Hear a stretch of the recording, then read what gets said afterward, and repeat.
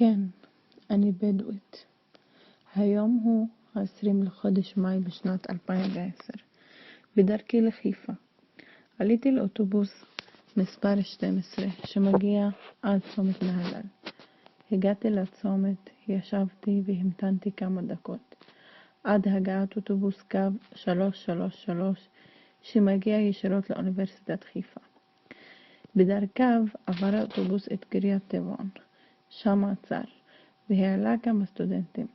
סטודנטית אחת שלומדת באוניברסיטה באה, התיישבה לידי, ואז הסתכלה על פניי והתחילה בינינו שיחה.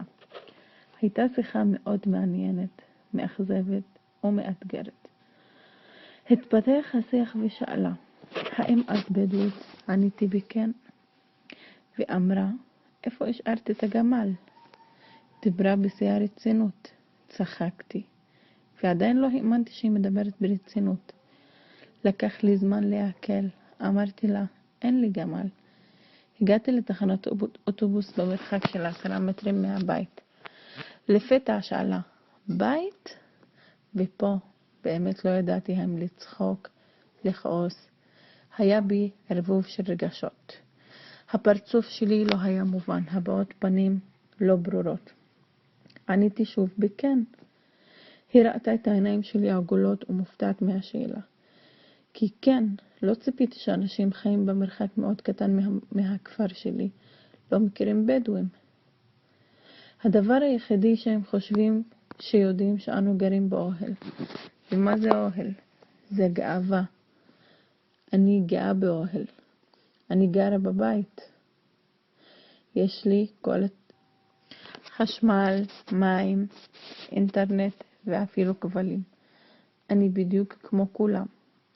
אני מאוד אוהבת גמל, אבל אין לי גמל. אנחנו הבדואים התקדמנו, הסטריאוטיפ הזה מאוד מעצבן. אני לא פרימיטיבית, חיה פה. כן, פה, בצפון הארץ. יש לי בית כמו כולם ולא אוהל. אני גר בבית ובית יפה ונחמד. אני לא מתביישת מאוהל, זה גאווה בשבילי. אבל התקדמנו. מאוד אוהבת גמלים. אני שומרת על המסורת של הבדואים. למשפחה שלי יש אוהל בנוסף לבית. אנחנו יושבים בערב, מדליקים אח בקור ומתאספים מסביב. האוכל שלי בדואי, התרבות שלי תרבות בדואית. אנחנו כן מכינים לבנה וגבינה מהצאן שלנו, והחלב הוא גם משלנו. הכל ייצור ביתי, ואני גאה בזה. במקביל, אני גם יושבת בבתי קפה ומסעדות. אז כן, העידן הטכנולוגי הגיע לבדואים. אנחנו התקדמנו ושמרנו על המסורת והתרבות. אני גאה, המסורת שלי היא בדואית. אני שומרת על הכל.